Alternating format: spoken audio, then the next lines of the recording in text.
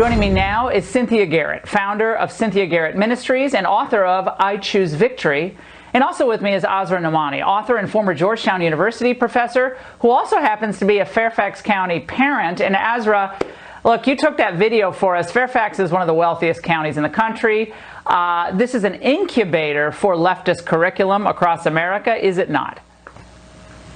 $3 billion budget. You know, Laura, you've watched me over many years as an investigative reporter standing up to extremism around the world. I'm also, yes, a mother in Fairfax County Public Schools, and now I'm investigating this ideological extremism that's infiltrating our public schools and indoctrinating our children.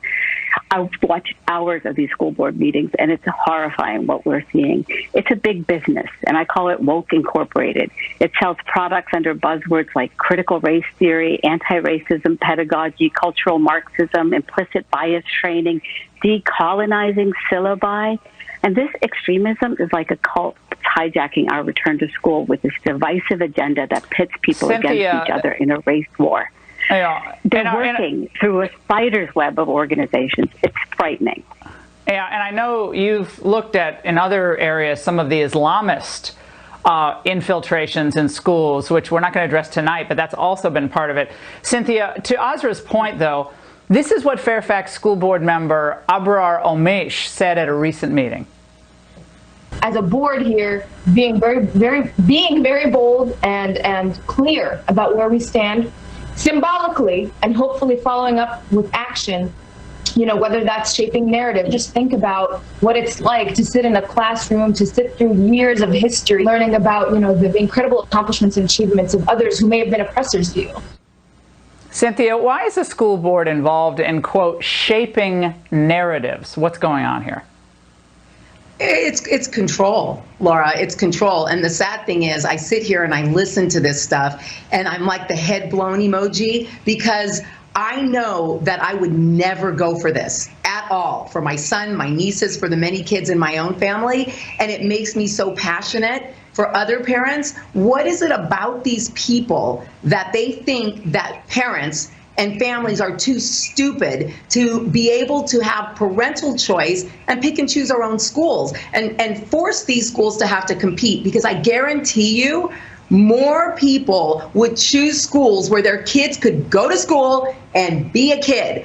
All of what they're trying to do, it's like, I hate to say it, but honestly, these people want to answer questions that kids aren't asking. And it's one big identity theft. And that really ticks me off as a woman of God and a woman of faith, because God gives us free choice, right? Why do we not have free choice over what's happening in our public schools? It's just, it makes me so angry. I could scream. No, it is so enraging, Azra, and you've been on this from the beginning and watching these videos. I think a lot of parents, because they're so busy and they're just trying to manage their daily lives, they want to trust educators to educate. Yeah. They want to trust. They want it's out of a good spirit. But what is your message to them tonight about how they have to take back this education? What's your message? You've got to be vigilant. You've got to watch these public school board meetings. You've got to pay attention to these newsletters and these emails that the principals and educators are sending. I mean, at my son's STEM school, Thomas Jefferson High School for Science and Technology, mostly immigrant parents of color, to the point of identity theft. And we get a letter from the white principal telling us that we need to check our privilege. So our privilege is families that have survived the Cultural Revolution, communism, poverty, colonialization, and they are lecturing us. And so to this point, why do parents get intimidated? They're trying to shame you. So don't get shamed. Stand up for critical thinking and rational thought, and we will succeed as a nation then, because it's our kids' education that is the most important, not this radicalization. Cynthia, you're speaking to this idea of choice, but right now a lot of parents don't have choices. There are a lot of immigrant parents. There are a lot of underprivileged parents in these same schools. There's, I think, 1729 languages spoken in Fairfax County alone.